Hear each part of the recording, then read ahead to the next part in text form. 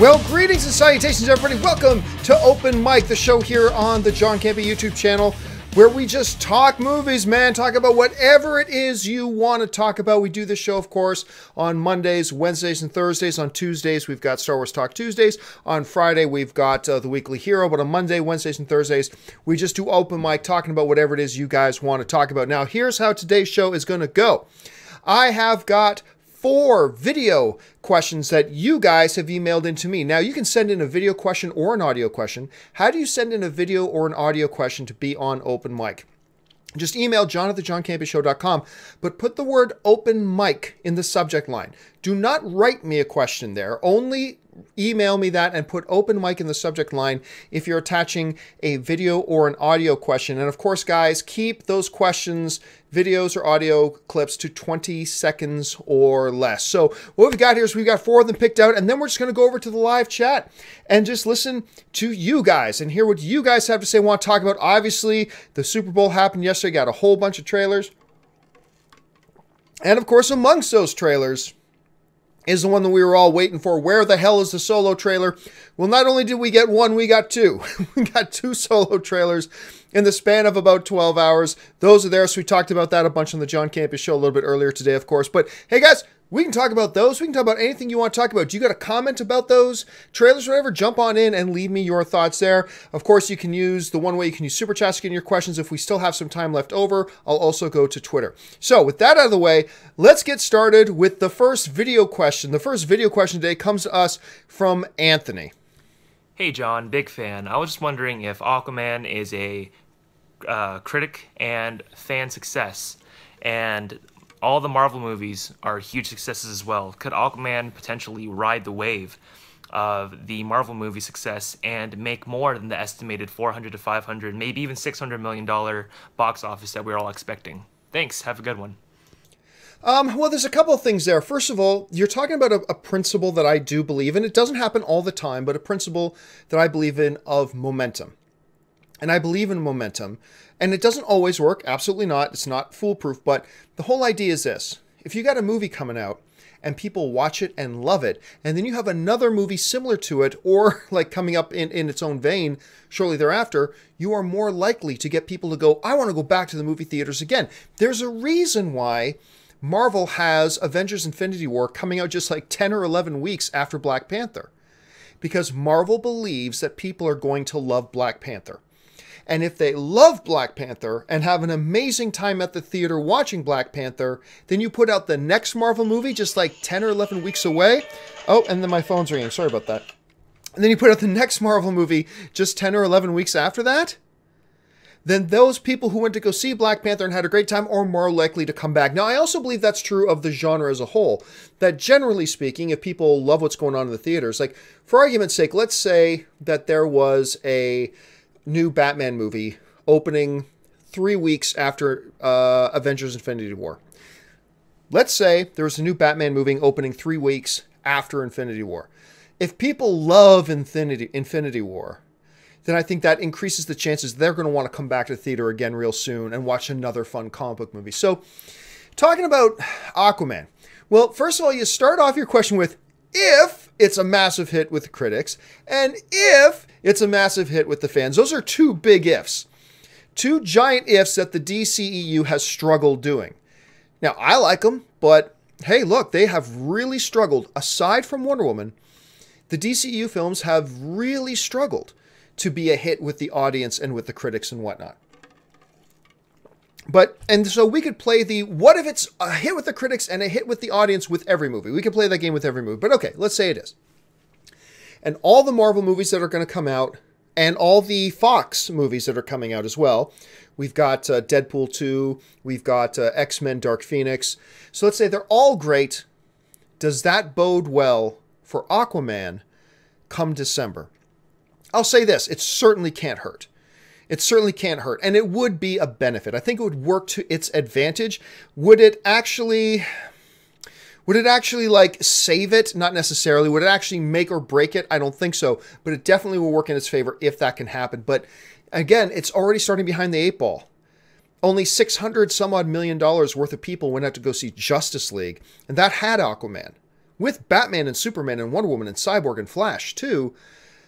Are more people than that going to come out to see him in a solo movie? I don't know, but maybe if all the other comic book movies between now and then are really big hits and people love going to see them, it'll certainly help Aquaman's case, absolutely. All right, let's move on now to the next question. This one comes to us from Imran, and Imran sends us this. Hey John, much like yourself, I consider Man of Steel to be an underrated masterpiece. My question for you today is, do you think the critics were a little bit too harsh on the film? I read one critic say that he disliked the movie because of its dark, depressing tone, and also didn't like it because of the level of destruction Henry Cavill's Superman and Zod caused. Just wanted to hear your thoughts. Thanks, and bring on the filthy. Well, yeah, man, I feel like I'm going to be talking about Man of Steel for the rest of my career because I love that movie, man. I do. I think it is a masterpiece of the genre. I think as far as the comic book genre goes, I think it's a masterpiece. I really do. It's in my top 10 favorite comic book films of all time. I think it is truly underappreciated. But the question is, do I think the critics are too hard on it? No. I mean, I loved it and they didn't. Or at least a lot of critics love it too, but just, half of the critics didn't like it. Do I think they were being too harsh on it? No, because all film is subjective. They went in and watched a movie and it hit them a certain way. Just like I went in to watch the movie and it hit me a certain way. And for whatever reason, it hit them negatively, whether it's, the amount of destruction in it, which I do. Personally, I hate that reason because it totally makes sense. None of that was Superman's fault, but whatever. We got aliens coming wanting to destroy the world. Guess what? Some eggs are going to get broken. Bad things are going to happen. But whatever, it didn't work for them for that reason. So fine, it didn't work for them for that reason. They didn't like the dark, gritty tone. I thought the tone was totally appropriate. Given the circumstances that he as a character was in, and given the world he's in, and given the other circumstances like, Zod and everybody coming to the Earth, I thought it was perfectly well done, but it didn't work for them. So all I expect from them or anybody is just to give their honest opinion. And if their honest opinion was, it did not work for me, I didn't like it because of this, this, and this, then that's fine. They're not being overly harsh. They're not being overly critical. They're just saying what they believe. And even though it doesn't jive with what I think, I got to give them credit. I mean, hey, look, they just said it as they saw it, and I got to accept that, even as a fan of the film. All right, let's move on now to the next question. And this one comes to us from Rob McDonald, who sends us this. Greetings from Mississauga, Ontario, John. So I was watching Live Free or Die Hard the other day, and I found myself really getting upset as to how they made John McClane into a superhero with over-the-top action scenes. So my question to you is, have you ever watched a movie where you found the action scenes were too over-the-top, and have those scenes ever affected your overall enjoyment of the movie? Keep up the great work, and go Leafs go. Indeed, go Leafs go. Yes, it does happen to me sometimes. One of the disheartening things about the Die Hard franchise as it progressed is that it turned John McClane from just more than just an average cop, but for argument's sake, an average cop stuck in a extraordinary circumstance trying to save his wife and doing the most crazy things to save his wife, to an immortal ninja ultimate warrior of the galaxy. I mean, and it just does. And then you see that in the progression of the films. I mean, Die Hard 2 and 3 still kind of kept it grounded, but then you went beyond that and you started getting a little bit ridiculous. The one film franchise that really stands out to me in, and I like the film franchise as it stands right now, pardon me, is the Fast and the Furious. Because, and I don't know if you saw my review for the last Fast and the Furious movie, and I like it. I like the last Fast and the Furious movie. I did, Fast 8 or F8, whatever they called it. I like it. I had fun with it. It's good. But my one big criticism of it, and this is a criticism that just seems to get worse and worse and worse with every single movie, is Dom is an invincible immortal. Dominic Toretto, Vin Diesel's character, and I love Vin Diesel. I'm a big Vin Diesel fan. Everybody knows this. I'm a big Vin Diesel fan. But my one criticism of the film and the franchise right now is that if you had a group of the 12 deadliest ninjas in history resurrected to their full ninja power, and all 12 of them took on Dom, and they all had their swords and katanas and, throwing stars and whatever, and Dom had nothing but a loaf of bread. In a Fast and the Furious movie, Dom wins that fight. He actually wins that fight easy. You could have Dom in a fist fight in a steel cage with a 17-ton Sherman tank, Dom will win that fight. Somehow Dom will make the tank tap out. Dom wins. Anything short of Jesus, Dom wins. And that always makes me frustrated and roll my eyes. I really started to notice it. That Dom, who's not a military guy, did not train in martial arts, blah, blah, blah. He's just a dude from the street. He's a tough guy. He's a grease monkey. He loves working the cars and stuff like that. But somehow he is the world's deadliest combatant. He is the world's deadliest combatant. No matter what, no matter who, Dom wins the fight. And I remember watching the first one that The Rock was in, and The Rock, not just because he's The Rock and he's much bigger and much stronger than Vin Diesel, but watching The Rock, whose character has military training, police training. He is hand-to-hand combat all day, 24/7, okay? And they had Dom win that fight. And I'm like, oh, come on. And now all of a sudden, Dom, who just a few years ago was a street racer, now he's known worldwide as the deadliest, secret agent in the world. Nobody can take on Dominic Toretto. And it frustrates me. And the reason I get frustrated is because I like the movie. That's the thing, man. I like these movies. And I like the last one too. It's great. But oh man, I wish they would fix that one thing. That not only is Dominic all powerful, he's also all wise. He's never wrong. He's all seeing, all knowing, all everything. If you ever wanted, like some people very foolishly and ignorantly try to attach the Mary Sue label to Rey, because that just tells me they don't understand the movie at all if they try to attach a Mary Sue label to Rey. But if you want to find a character that you can attach the Mary Sue label to, it's Dominic Toretto. And I like the character, and I like the movies.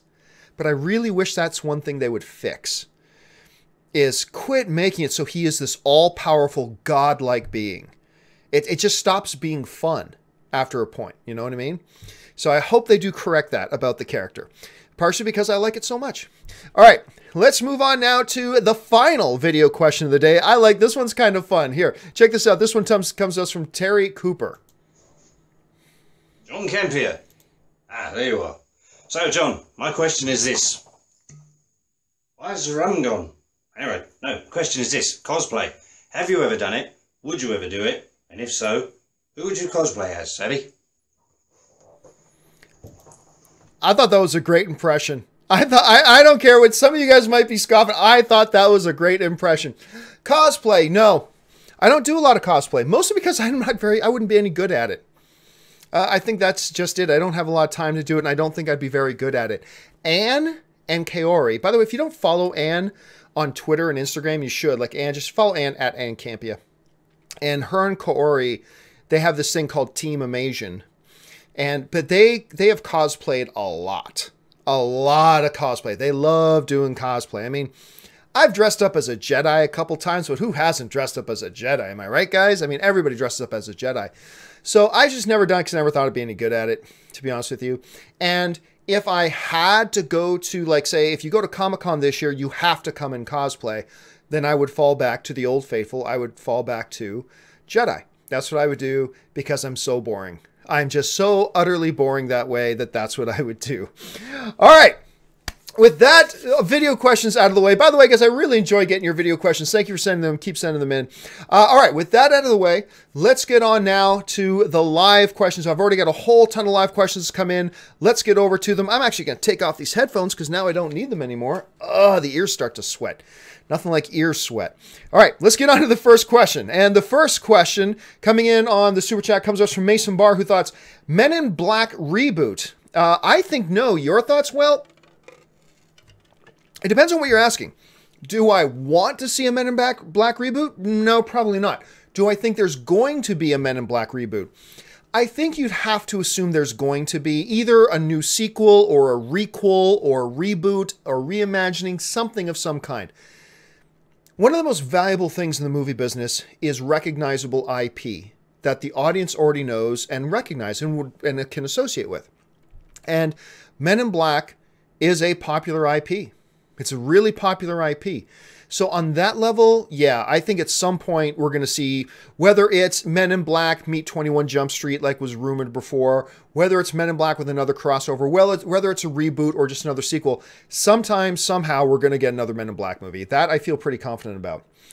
Tony Bush writes, Super Bowl. What was more crazy, the sack that changed everything or the Cloverfield marketing stunt that shocked the world? I'll be honest with you, I don't think the Cloverfield marketing stunt, of course, announcing, hey, by the way, guys, new Cloverfield movie tonight, y'all, and they dropped it that night. That was pretty cool. That was a really cool marketing stunt. But it would have been a bigger deal if the movie had been great. And it's not great. I put up my review for it. It's okay for a Netflix movie to sit down and watch on Netflix, but I can totally see why Paramount decided they didn't want to release this movie in theaters. It's got a few weaknesses, and it's okay. I liked watching it, but I mean, I couldn't jump up and down to recommend it anyway. If the movie had been wonderful, maybe then it would be a big deal. But look, is there anybody in the world who doesn't 100% know for fact that with 2 minutes left on the clock, Tom Brady was going to march down the field and win the game? I mean, we all knew it. So that sack should go down in NFL. It should certainly go down in Eagles history as one of the most key important plays in the history of that franchise. That play won them the Super Bowl. And good on them. They played a great game. Especially their defense played a great game.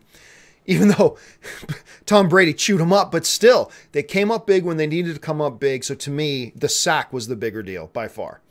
All right, Ben Rayner writes, over under 60% that we get a whole new set of Avengers at the end of Avengers 4, and who would be on that roster? Dude, I'm not even going to bother with that question. I mean, come on, we haven't even got Avengers 3 yet. We don't even have Avengers 3.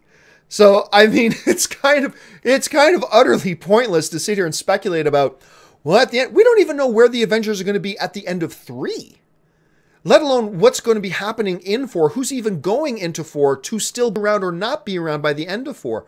So, honestly, I'm not even going to take a guess at that. At least let me watch Avengers 3 first, and then have some kind of guess about 4. But, I mean, no, man, I'm not even going to take a guess at that when we're this far out and there's another Avengers movie to come. So let's take a break and let's maybe revisit that question once we get a little bit closer to Avengers 4. All right. Patrick Conway writes, Han Solo or Indiana Jones, who's better? Han Solo. There are certainly some arguments to be made for Indiana Jones. Absolutely there are. But for me, 7 days a week, I take Han Solo for sure. Tony Bush writes, Altered Carbon, so beautiful, but every time Joel Kinnaman speaks, and I love him in The Killing on AMC. Sony and Netflix together would be amazing. I am hearing great things about Altered Carbon. I'm probably within the next 2 or 3 days. It is the next, I often talk about my queue list. It is the next show up on my binge list, is Altered Carbon. Probably going to start watching that in the next day or two. I'm really excited because a lot of people seem to really like it. So I'm excited to start watching that. And I like Joel Kinnaman. I thought he was actually quite good in that a lot of people crap talk the RoboCop reboot, but I actually thought it wasn't bad. I mean, as good as the original, no, but I actually thought it wasn't bad. And one of the reasons it wasn't so bad, well, one was Michael Keaton for sure, but the other was Joel Kinnaman. Anyway, thanks for bringing that up, Tony. Michael Ginyard writes, if you can choose your own functioning starfighter, which one would you want? The X-Wing fighter from Star Wars or Battlestar Galactica's Colonial Viper? I go X-Wing for a couple of reasons. 1, you get an astromech droid. 2, it seems to be a little bit more maneuverable. And 3, it comes with a hyperdrive, whereas the Colonial Viper does not. But the Colonial Viper has by far the coolest sounding blast-off sound. And it shoots out of the Battlestar Galactica thing. But yeah, I'll go X-Wing on that. Ben Rayner writes, over under 40% Boba Fett in Solo. I'm going to take the under. Even if we're only talking about cameo. Like, if Boba Fett would be a big character in Solo, I'll take under 10%. But even if we're just talking about a quick cameo, I'll take the under. I mean, I wouldn't take the under on like 10% or 15%, but at 40%, even a cameo, I'll take the under on that. Padriak Conway writes again, thoughts on Silvestri Avenger score being back? Well, it was never gone. As far as I know, that Silvestri score was there in Age of Ultron, was it not? I thought it was. Boom, boom, boom, boom, boom. You know, it's probably the best piece of music in all the MCU. One of the things about the MCU that they have not really scored high on is their orchestral themes and their orchestral soundtracks. They haven't been great. Whereas like some of the DCU stuff, especially Zimmerman, like Zimmer's stuff, like, you know what I think about the Man of Steel, bum, bum, bum, bum, bum, bum, bum, bum, bum. Like, I love that shit. But the MCU hasn't been super strong on their themes. That is one of the more recognizable ones, the Avengers was, and I don't actually think it ever went anywhere. So that is the Avengers music. So they will probably always use that for the Avengers, I think. Unless I'm wrong and they didn't use it in Age of Ultron, but I thought they did. Maybe I'm wrong. Let's see. Ed Pessina writes, do you know of any other movie disc, I think you mean card, programs like MoviePass or Cinemia? I remember an advert on Facebook over the holidays, but can't remember who it was through. Yeah, you know what, Ed, I remember the same ads. But I also remember not paying much attention to it. Like, it was something like $9.95 for one movie ticket a month, like $17 for 2 movie tickets a month, or something along those lines. It certainly did save you a little bit of money, but it wasn't all that much. I cannot remember the name of it. To me, the two most dominant ones are obviously MoviePass, which I like very much. I use it often. I have my issues with MoviePass right now. If you saw my video about that, you know what they are. But also Cinemia. Cinemia is a card more people should check out. Yes, it's more expensive, but the fact that you get to use it in advance and buy your tickets online, and you get to use it in premium theaters like IMAX or AMC Prime, to me that sets Cinemia a little bit above, but I like both cards. I carry them both. I use them both. Let's see. I'm going to try to pronounce the name. Orak Usaki writes, I remember how you advertise Comic-Con HQ a lot. So what happened? You don't work there no more. Was it just a temporary gig? Thanks a lot and good luck. Yeah, for a while there, one of the things I've loved doing in my career, something I really enjoyed doing, was I worked with Lionsgate for a while. And Lionsgate started a new streaming service called Comic-Con HQ. Anybody that's not one of the major players starting a streaming service is risky, but I loved their vision. You know, it was really a geek-centric, geek-cultured streaming service. A lot of really good curated content with a lot of good original content and all that kind of stuff. And they came to me and they wanted me to produce and star in a movie news punditry kind of thing that was going to be weekly, a weekly show, but have bigger budget. I could put more into it. You know, I had the freedom to pick my studio. I had my freedom to pick my cast. I had my freedom to do. They were great to work with. I loved working with Lionsgate on that. And unfortunately, Comic-Con HQ just wasn't the success that we had all hoped it would be. And I remember for a long time, we were the #1 original show on Comic-Con HQ. I think they launched with like 8 original shows, and we were the last one. Like, over time, they started canceling more and more and more of them. And we were the last one. I mean, we were the last one. We lasted the longest.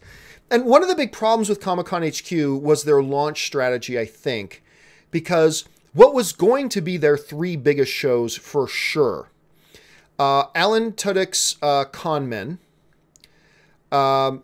Then there was a couple of guys from Supernatural with their quote-unquote fake reality show called Kings of Con. And then Mark Hamill's collectible show. Mark Hamill, who plays Luke Skywalker, his collectible show. And part of the problem, the way I saw it, was they launched the Comic-Con HQ network without those 3 shows being ready to air. So they launched their network and did their big launch without their 3 biggest stars. But Campea, they had you. I know. Yes, of course they had me. But let's face it, those other shows, much bigger. Much bigger stars, much more importance, much more oomph to them, and certainly much more draw than me. My show, which was Film HQ, was like a supporting piece of content on the network, like a good second-level piece of content. But their big 3 pieces of content, they launched the network without those. And we actually went like 6 months without those shows airing. And when you try to launch imagine trying to launch the MCU without Captain America, without Iron Man, without Spider-Man, without Hulk, without whatever. You say you launching the MCU with, I don't know, Ant-Man, and you launch your MCU with that. Maybe you'll have some success, but you won't have your big success until you bring out your big guns. And I think that's what kind of happened. And then they ultimately changed strategy completely because what they were trying wasn't working and blah, blah, blah. But I got to say, I loved their vision. And I loved working with the people at Lionsgate. It was a really great learning experience for me. It was my first foray into working with a bigger studio and a bigger network and doing things through them. I learned a hell of a lot. I actually picked up a number. I've never said this publicly. I actually do a little bit of consulting on the sides with some production companies to do some things for them. But, ooh, you know what, guys? I just got an email from Warner Brothers telling me that they have just started production on Shazam. Shazam is now in production. Let me open up the email here real quick. The headline up from Warner Brothers Pictures that they sent to me, production starts on New Line Cinema's magical superhero adventure film Shazam. So there you have it, guys. Shazam is now shooting. It's in front of the cameras. They are shooting it. Okay, so anyway, so back to your question. Great experience, but, you know, and look, starting a streaming service, a for-pay streaming service, was very, very risky. It had a low chance of success, and they took a shot at it anyway. I think we did a really good job. And so we went one season. I had a contract for one season. We did the one season, and then, you know, then they canceled the original programming. And that was fine. It was great. I had a great time with them, and I would do it again. All right. Next question comes us from Andrew James, who writes, "Hey, John, I'm heading to boot camp for the next 2 months. I'm leaving the day before Black Panther releases." Oh, that sucks. I would like to see it on the big screen. Will it still be playing in April? I believe it will. Because it depends on when, especially if you're back in early April. If you're back in early April, I think there's a very, very high chance it'll still be in theaters. Like, it's not going to be in the top 5 anymore, but it should still be in theaters. So I think you're okay. I think the movie will still be there by the time you get back. And if you're going off to serve in the military, Andrew, on behalf of everybody else who's watching, thank you so much for your service. We really, even as a Canadian, as somebody who's living in the United States of America, thank you for your service, man. But yes, I think you'll be okay. I think it will still be playing. All right, let's go on here. Digoto1 writes, "To answer the question you asked yesterday, Dumbo is happening. It started filming and it's coming out next March." That's true. It is coming out next March. So it's still coming and it's on the way. This is what I love about the community here, is that people can ask a question. I'm certainly not going to have all the answers, but somebody else will. And the fact that we can have the community jump in and give each other the answers, I think that's awesome. Thank you so much for that. Let's see. Next one comes to us from Brandon Torres, who writes, "Do you think the Tarantino Manson cast will exit to save face?" Well, for those of you who don't know what he's talking about, I talked on yesterday's John Campea show about the really concerning stuff we're hearing from Uma Thurman regarding how Quentin Tarantino acted towards her while she was filming Kill Bill. The fact that he, you know, kind of forced her into a situation she didn't feel safe in, that she didn't feel comfortable in, that she, by all rights, he should have had a stunt driver do, not one of the actresses in the movie who's not a professional driver. And it ended with a car crash that sent Uma Thurman to the hospital. That and the fact that Uma Thurman went to him with all of, you know, with the fact that, and told him that Harvey Weinstein sexually assaulted her. Quentin Tarantino continued to work with him. She had to go, like, there's a lot of things in there. Like, again, nothing that I think points to Quentin Tarantino being an evil guy. I think, though, it pointed to him making some very serious mistakes. And I just found it really concerning. Now, I think it's important to point out, I don't think he did anything. Remember, this was 14 years ago, okay? That doesn't make it any less bad, but it happened 14 years ago. And he didn't assault Uma Thurman. I mean, he completely did not act in the best interest of her safety. And as the director, that should have been his first concern, yes. But is that bad enough today that we should look at him sideways and say, come on, Quentin, you should know better. We expect better from you. Or is it the type of thing that we should say, you don't deserve to have a career anymore, and any movie star that's working with you should abandon you? I don't know about that. I mean, and maybe we should. I don't know. Maybe we should. Maybe I'm wrong. I'm not going to pretend to know the answers. But I do not think that based on what we heard from Uma Thurman, and and I completely believe her, but I think even based on what she said and believing her, I don't think people are going to abandon him and swear to never work with him again, because of something really horribly wrong he did 14 years ago. And again, I don't know, maybe I'm wrong about that. Maybe I'm dead wrong. I mean, I'm not going to pretend to know the answers. I don't know. Maybe I'll think about it more and think, yeah, fuck Quentin Tarantino. But I'm not at that point right now. You know what I mean? So, good question, man. I think everybody's going to have to think about it a lot.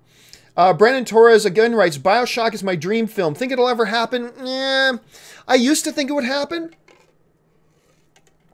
But to be honest with you, every year that passes that we don't get one, I think lessens the chances. Every month that passes.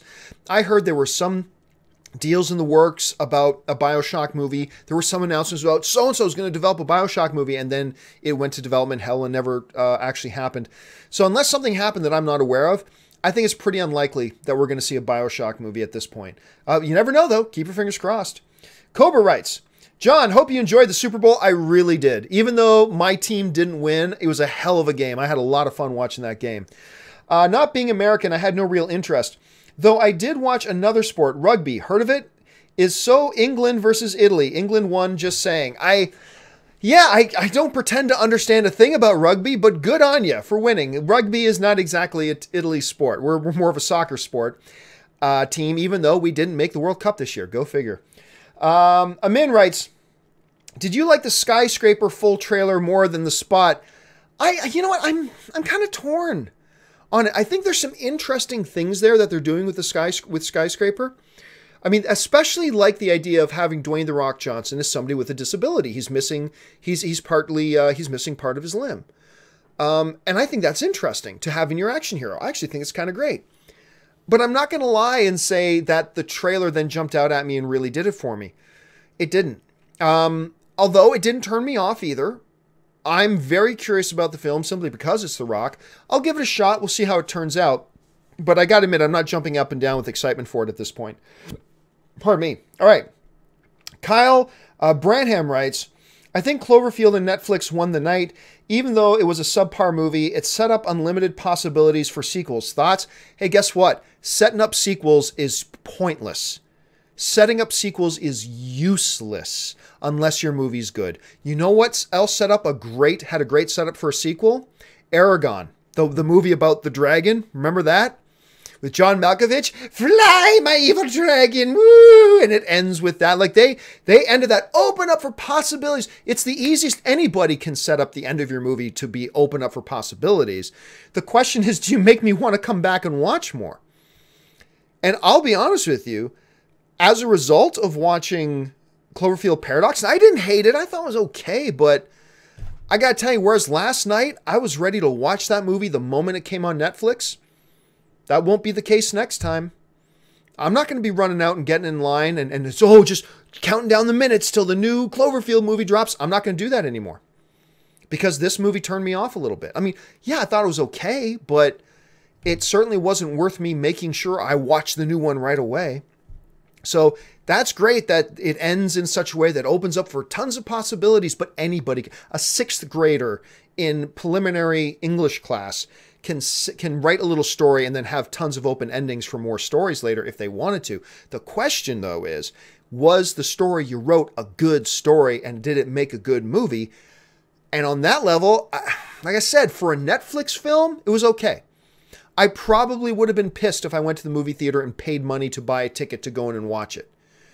Then I would have probably been pissed. For a Netflix movie, it's okay. It does certain things well, certain other things not so well. So on that level, I don't think Cloverfield won the night. I think had it been a good movie that people got excited about, then maybe it wins the night. But, and you know, Kyle, I'm sure you're not alone. I'm sure there are other people who think the same way you do on this. Absolutely. All film is subjective. But because of that, to me, Cloverfield goes way down on the list. Like, to me, it's Solo won the night. Maybe Mission Impossible next. Then one or two other things, then maybe down the list is the Cloverfield one. Even though it was a really cool stunt they pulled. It was a really cool stunt. But if you don't back it up with a good movie, it's kind of pointless. So anyway, that's just my thoughts on it. I'm sure other people have different opinions, and that's totally cool. All right. Next one, Ben Rayner writes, Would it be cool to see Michael Keaton as the Joker in a future Batman movie? I mean, don't get me wrong. There's a novelty to that.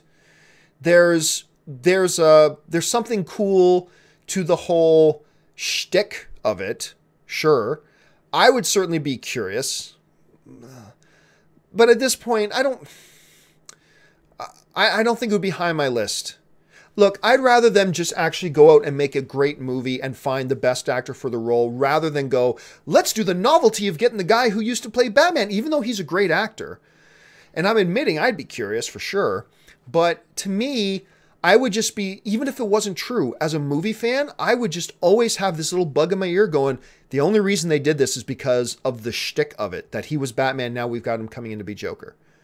They didn't do it because he was best for the role. They didn't do it because he's what fits that role that's written in the script the best. That's all that would be in my head, is that they would just be doing it for novelty's sake. And as a film fan, I hate it when I have that bug in my ear. So don't get me wrong. If they did it, it's Michael Keaton. He's great. So of course, I'll be there. I'll absolutely be there, but it wouldn't be my first choice for them to do, you know? There's lots of other great things for Michael Keaton to do. You see, Avatar 3 writes, or 4, writes, where's the Deadpool 2 trailer? Comes out before Solo. We've had a Deadpool 2 trailer for a long time.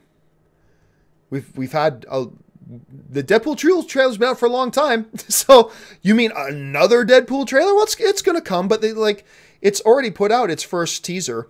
So it'll come when it's ready to come. The movie's still months away, so let's not worry about it too much.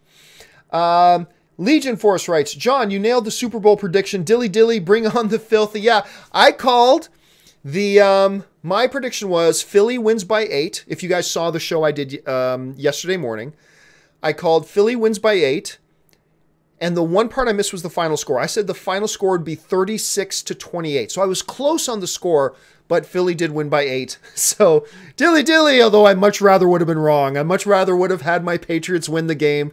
It was a great game, and I can't be unhappy, man. Look, how can I, as a Patriots fan, how can I be unhappy? Tom Brady and the Patriots, they did something no one will ever replicate. Tom Brady went to his 8th Super Bowl appearance. 8th. After winning his 3rd MVP award, 2 Super Bowl final MVPs, he threw for 505 yards, 3 touchdowns, no picks in the game. I couldn't have been happier. I got to see my favorite player put on a show. And I got to see another great team play and well-deserving winning a Super Bowl. It was a great game. I can't be unhappy, but yeah, I did call it 8 points. I really would have rather been wrong about that. CH writes, over, under, 40% solo flops. Well, again, what do you define by flop?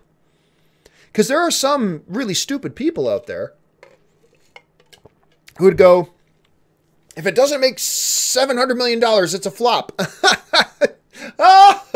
Okay, thank you. You've just shown me your card that you're an idiot, and I don't have to listen to you anymore. Thank you so much for that. But it all depends on what do you define by flop. Would you define flop as 450 million worldwide? I think I could be with you on that. I think we're Solo to make 450 million worldwide. It loses money. I would concur, even though it's not a Star Wars episodic film. It's a Star Wars movie nobody really asked for, but it is still a Star Wars movie. If it were to come out and only make $450 million, I would concur with you. That would be a flop. But it's impossible to answer your over-under unless you tell me what you think a flop is. Because if you want to come out and say a flop is $300 million, then I'll take the way under. If you're going to come out to me and tell me you're going to define a flop as under $800 million, but if you were to say that, then I'd say, okay, maybe it's over. Because I don't necessarily think Solo is going to make $1 billion at the worldwide box. I don't. I don't think Solo is going to make $1 billion. It doesn't need to make $1 billion to be a big smash hit. I think if it makes $800 million, people at Disney are going to be doing dancing in the streets. But it's impossible to answer your question unless you define for me what you think a flop is. So I can't answer it, unfortunately. Carl Oswachua 13 writes, disagree with you a lot. Well, that's perfectly fine. That's the fun about being a film fan. We get to disagree. But I too believe that the Stark suit is counterproductive to Spider-Man's character. Major gripe. One of the things I mentioned on a show earlier today was that I love Spider-Man Homecoming. But the one thing that kind of turned me off from it was the fact that they turned Spider-Man into Iron Man Jr. That his suit has to be an Iron Man suit. He's got a built-in AI and blah, blah, blah. But John, in the comics, I don't care. To me, what that was kind of saying was Spider-Man isn't special enough on his own.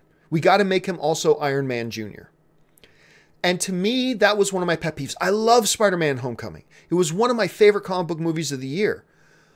But just because I love it doesn't mean I'm going to ignore the things I didn't like. And one of the things I did not like was their insistence to make Spider-Man's Iron Man Jr. Didn't like it. I really hope they downplay that aspect in Avengers Infinity War. I want to see Spider-Man doing Spider-Man things. Not Iron Spider. Not Iron Man Jr. You know what I mean? But that's just me. I mean, I'll still like it probably no matter what. But you're right. That is a gripe of mine. It really is. Yusef. I lost what Yusef was saying. By the way, guys, please no more chat questions. I think I'm all full up with how many I can actually take. Yusef writes, John, how is security at theaters for... I don't know what OW is. I'm concerned to go see Black Panther. By the way, guys, do me a favor. Don't write in... my brain's freezing. Do not write in just short letter form. Just actually write out what you're saying, because I have no idea what OW is. I'm concerned to go see Black Panther because of the comments I've been seeing about the film from white supremacists. I haven't seen anything about it. I do know this. The safest way to travel in the world is by plane. By plane is the safest way to travel. And you are far more likely to be in a plane crash and have something happen to you than to have something happen to you at a movie theater. I mean, that's how rare it is. Has it happened? Yes, it has happened. But it's so rare, you are much more likely to get into a plane crash and anything happens. So I haven't seen these comments from white supremacists. If they are, they're probably some masturbating loser in a basement just tweeting out to act tough. But anyway, that's just my thoughts on that. Let's see. Angel Chang writes, if a year ago someone would have told you Jumanji reboot would make $200 million more than Justice League, what would you have said? Me? You ignorant slut. Yeah.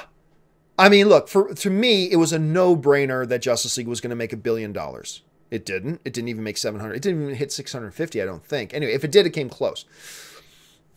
And Jumanji I thought could do okay, but I did not think it would make over 800 million. Like, no way. And I'm really happy for it because I enjoyed you. I've seen it a couple times. I quite enjoyed the movie a lot. It's a really nice little entertaining film. Not going to be one of the 10 best of the year. Not going to be, we're not going to be talking about it 10 years from now or anything like that. But it was a really nice little film that was really entertaining. And I really liked it on that level. So, but no way, man, would I have thought there was any chance that that movie would beat Justice League. But hey, it is what it is. And congratulations to Jumanji for the success they're having with that. That's awesome. Blake Carson writes, will Cloverfield 3's Blitz marketing strategy, announced title, drop trailer, release film all in one day, going to become a more popular for films? No, I don't think so. Because it's one thing to do that when you're releasing a movie on Netflix and you're saying, blah, blah, blah, blah, movie's out tonight. Okay, I'm sitting in my couch and I don't have to get up from my couch. I can just, just stay in my couch and click the remote. That's one thing. It's another, it's another thing entirely to do all that and say, and now it's in theaters tonight. Now get up, go take a shower, get ready, drive to your local theater, park, go in, buy your tickets, blah, blah, blah, go through all that. It would be a totally different scenario. So no, I do not see that becoming a thing. I mean, we'll see if Netflix tries to do it more. I don't think they will, but I don't see it becoming a thing, especially for movies that are going to be released in theaters. Cobra writes, but John, your Harley Quinn costume, I forgot about that. Yes, my Harley Quinn costume. I got, of course, you guys know I got dressed up as Harley Quinn to do my my review for Suicide Squad because I had a lot of fun with Suicide Squad, and I dressed up as Harley Quinn. You are right, Koba. I stand corrected. I've cosplayed for a couple of reviews. I haven't cosplayed for conventions or anything like that, but you were right. You're right. I stand corrected, Koba. There was that. Absolutely. Thanks for pointing that out. Let's see. Ooh, it gets hot in here fast, guys. Whew, I turned the air conditioner off so you don't have to hear the air blowing and then the lights and okay, anyway. Adrian writes, Like you, I'm optimistic about Alden Ehrenreich, as Han. I think people want him to be 29-year-old Han, not 18 to 25-year-old Han. I'm not the same way as I was even 2 years ago. I guess we'll see. Any thoughts? Well, look, I think I mentioned this in my trailer breakdown earlier today on the Han Solo trailer, which was this. What we don't want, and I've been saying this for a year, what we don't want is some actor coming in and doing a Han Solo impersonation. I'm sorry, guys. Look, all due respect. But, you know, my inboxes, both on Twitter and Facebook and my email and everything, had been inundated with guys saying, they should have got this guy. And there's two guys in particular online who do killer Harrison Ford impressions, Harrison Ford impersonations. Two of them in particular, right? And all due respect, I don't mean this has come across as condescending. I really don't. So with all due respect, to me, it's really short-sighted to let's just run out and get somebody who does a good Harrison Ford impression. That makes them a good Han Solo. No, it doesn't. It doesn't. You don't go out and get somebody who just does a good first impression and give them a major tentpole blockbuster Hollywood film to carry on their shoulders as an actor. And believe me, after about 10 minutes of somebody just doing a Harrison Ford impersonation, it's going to get tired really fast. And the shtick is going to get old. And it's going to come down to somebody really believing in their character and acting that character out. I don't care how good of an impression somebody did on Facebook. And I know some guys who do some terrific impressions that are just funny, awesome, talented dudes. But that's not what I'm looking for in Han Solo. Okay? And I think because that's the case, because whatever actor they got, in this case, a very gifted actor in Alden Ehrenreich, and if you I know I've been saying this a lot, but if you have not seen Hail Caesar, you got to watch him in Hail Caesar. He's killer in that movie. Anyway, since he's not doing a Harrison Ford impersonation, no matter what, nobody's going to watch a trailer and come away going, oh, that's Han Solo. No one's going to come away from that. I didn't come away from that. You're not going to come away from that because he's not doing a Harrison Ford impersonation. So in just a little trailer, nobody's going to come away from that going, that's Harrison Ford. But unfortunately, that's what a lot of people were looking for in the trailer. They're not looking for a new actor coming in to breathe life into a character. A lot of people were waiting for the Solo trailer to drop, and they were just waiting to see, how good is your Harrison Ford impersonation? And that's all they were going to base it on. There are just some people, and there are some people who weren't, and that's great.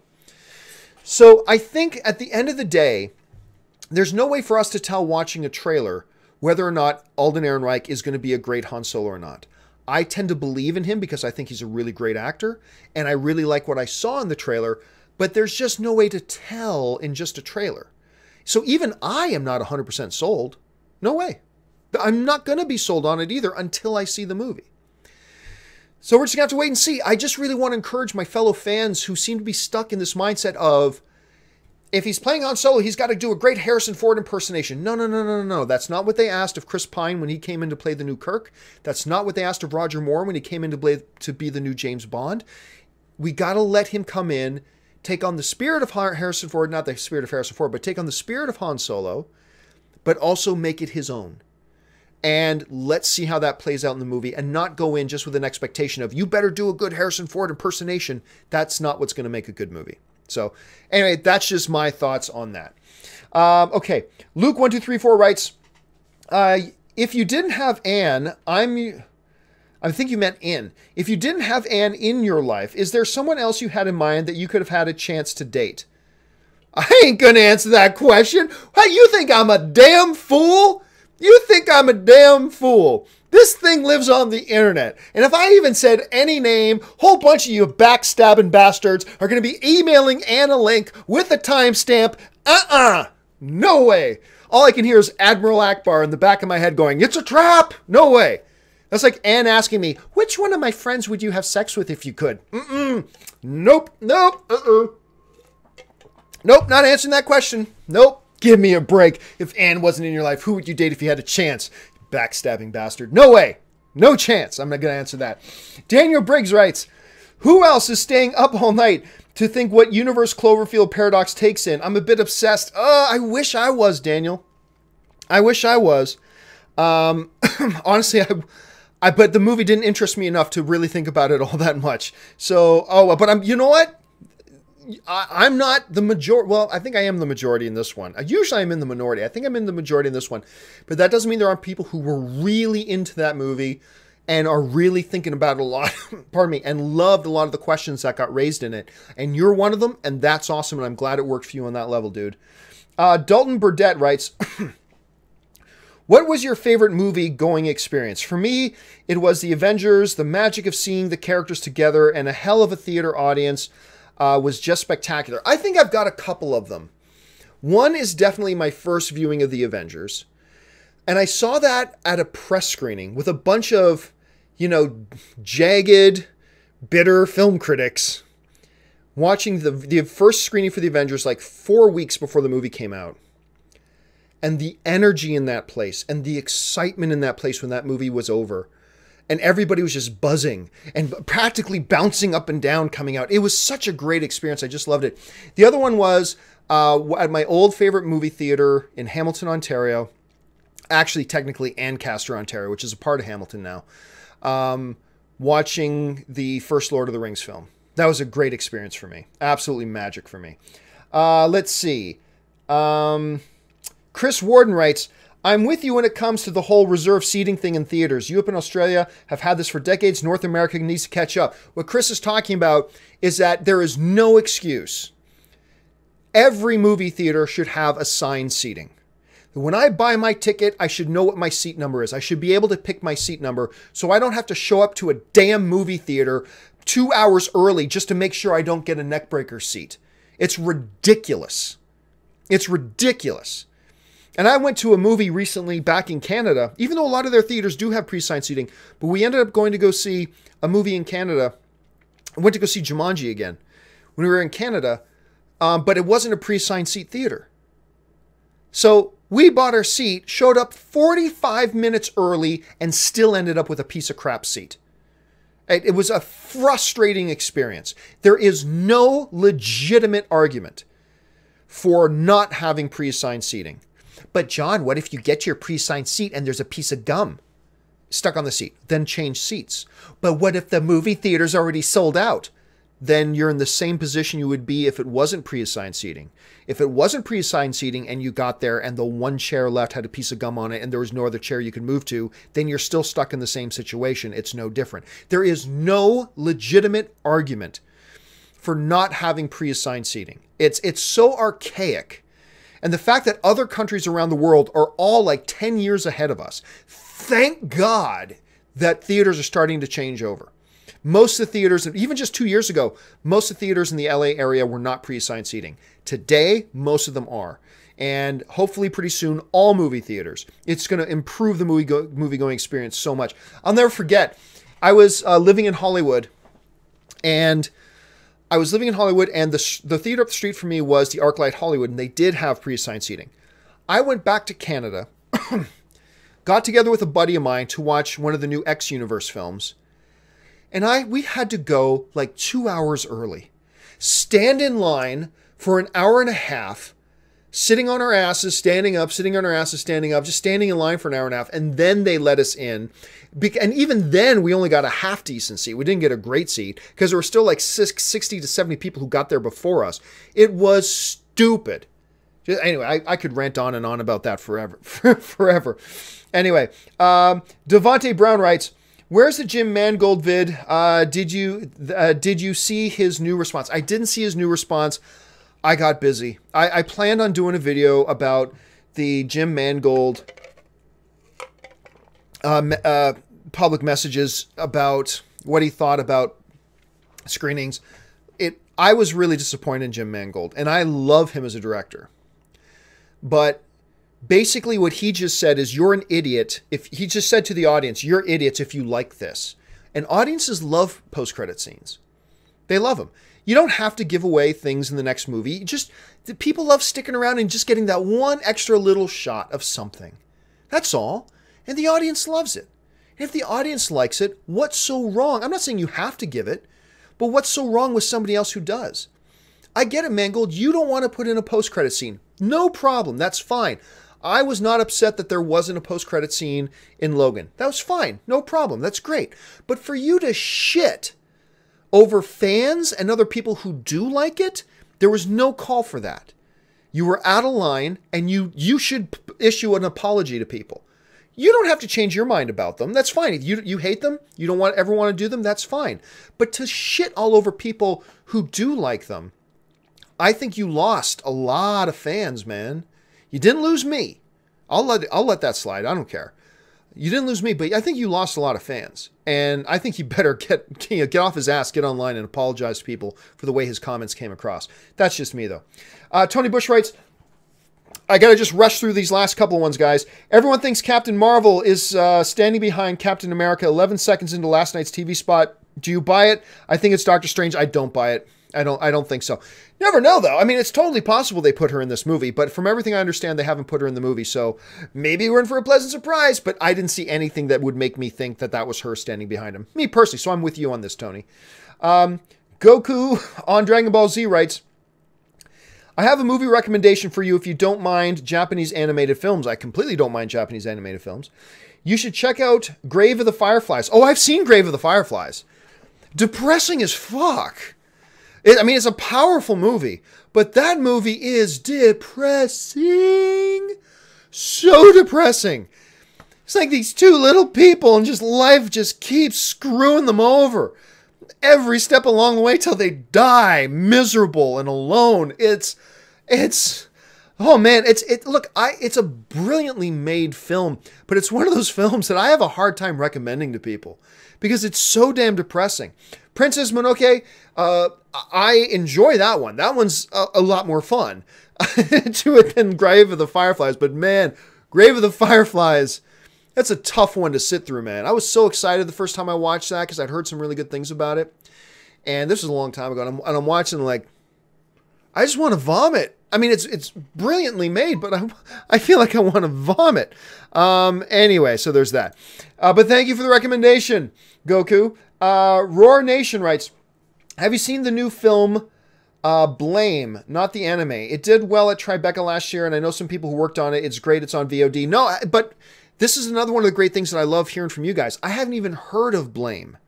So now you have put it on my radar. Thank you so much, Roar Nation. I really appreciate that. I will keep my eyes open for that. Thanks a lot, man. Aaron Wright writes, hey, John, what would you think of a Gareth Evans-directed Mortal Kombat movie starring the Raid cast and Keanu Reeves? It's another question of, all due respect, Aaron, but I get frustrated with questions. John, what would you think about X directing X movie? Whatever. If the director's good, sure, why not? I don't think you're ever going to see them do another Mortal Kombat movie, regardless of who would be involved. They tried to get something like that going. They just never were able to measure any kind of real enthusiasm from the movie-going audience for it. So I don't think it would ever happen. And as far as would I like to see it, you know me, hey, X director directing X movie. Hey, as long as X director's an okay director or a good director, I think Gareth Edwards is a good director, so sure, why not? Chris Martin writes, thoughts on the Dark Knight Returns animated movie? I think it's better than BVS. Well, yeah, it is better than Batman vs. Superman, but it's also based on one of the most incredible graphic novel stories ever in history. Batman Returns, or The Dark Knight Returns, I should say, revolutionized comic books, and it forever changed the way we saw the character of Batman. It really changed the whole public perception of how we perceive him and how he was portrayed moving forward. It really, a lot of it traces back to The Dark Knight Returns. It's so groundbreaking and revolutionary in what they did. It's incredible. One of the best stories ever. One of the best endings ever. It set up the whole mythology of Batman versus Superman in the first place. And I thought the animated version was a really good, true representation of the story. So yeah, I love it. I thought that's not casting any shade on Batman versus Superman to say The Dark Knight Returns was better. The Dark Knight Returns was better than a hell of a lot of movies, not just Batman versus Superman. Okay, Tony Bush writes, how does D. Johnson jump 50,000 feet with one leg? I know, right? That's what I was seeing in the trailer, Tony, was that whole shot about with Dwayne Johnson running and he's jumping from the beam into the building. That's like half a football field away. I don't care how much downward momentum you got. He is not making that jump, especially with one leg. He's not making that jump. That was just it didn't come across as exciting. It came across as silly. If they had moved it in about 30%, then it would have felt exciting. At this level, it just felt kind of lame. Adam K writes, let's see. Adam K writes, what changed your mind on liking Kingsman 2? Well, I didn't really like it the first time I saw it. I thought it was okay. And then I saw it again and I realized, hold on a second, I just got to reply to my brother-in-law. 5 minutes. My brother-in-law is waiting outside for me to come and meet him. You guys know him, Ray. Ray, who was the graphics guy over at Collider for a long time, but Collider just laid a whole bunch of people off, including Ray. So Ray is here hanging out at my house. Anyway, where was I on that? Yeah, I realized watching it again, it's just, no, this isn't okay. Like, I knew the first time I saw it, there was a lot of things wrong with it. And I thought, but it's still okay. It's Kingsman. It is, isn't it? And then I watched it again. And I'm like, no, it's not okay. It's not a good movie. It's not horrible. Kingsman 2 is not garbage. It's not a piece of trash. Nothing like that. It has its redeeming qualities for sure. But it's not a good movie. KW Garrett writes, update from today. Uma Thurman said on Instagram she forgives Tarantino and that he regretted his actions and she holds the producers responsible. Well, yeah, it took 15 years, but Quentin Tarantino did eventually give her the tape. And I'm really glad that they are able to get that fixed up between them. It's a shame it took them 15 years. It's a shame they went through so many years arguing and like all that kind of stuff. But hey, if at the end of the day, it ends with them making amends with each other, that's awesome. That's good stuff. Thanks for sharing that, KW. Devontae Brown writes, John, that wasn't a real Deadpool 2 trailer. Well, I disagree. It was a teaser. I mean, most of it was the Bob Pool stuff, yes, but then they showed a teaser. It was short, yes, but it was a teaser. There's a difference between getting something and getting nothing. Like forever, we got nothing from Solo, a Star Wars story, right? We got nothing. But we did have a tease from Deadpool 2. So that's fine. That there is a big, massive difference between, in my opinion anyway, there's a big, massive difference between getting something, which Deadpool 2 gave us, and getting nothing, which for the longest time is what we got from Solo, from the Star Wars Solo movie. So yeah, I do count it. It's not a full trailer, no, but it is a tease, and we got it, and I expect to get another thing from them here pretty soon.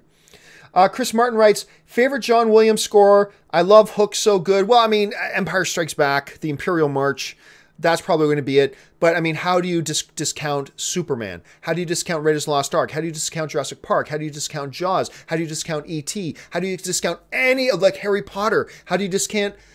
Look, he is the best. He is the Bret Hart of the music composing world. Best there is, best there was, best there's ever going to be. Period. End of statement. Never going to be challenged. Never. It's John Williams. Never going to be challenged.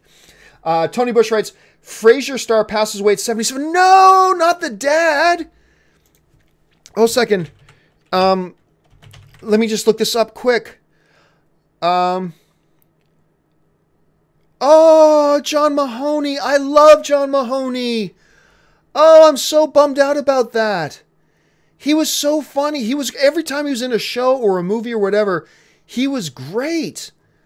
Oh, I'm so bummed out to hear that. I mean, thank you for sharing that, Tony, but what a piece of crap news to hear.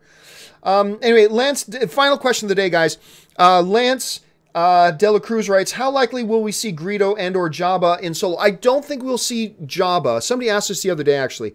I don't think we'll see Jabba. I do think there's a pretty good chance we'll see Greedo, though. Like Greedo, because in the conversation that Greedo had with Han in the first Star Wars, it seemed like they went way back. Like when Greedo says to him, man, I've been waiting for this for a long time. Like it seems like they have history, like real tangible history.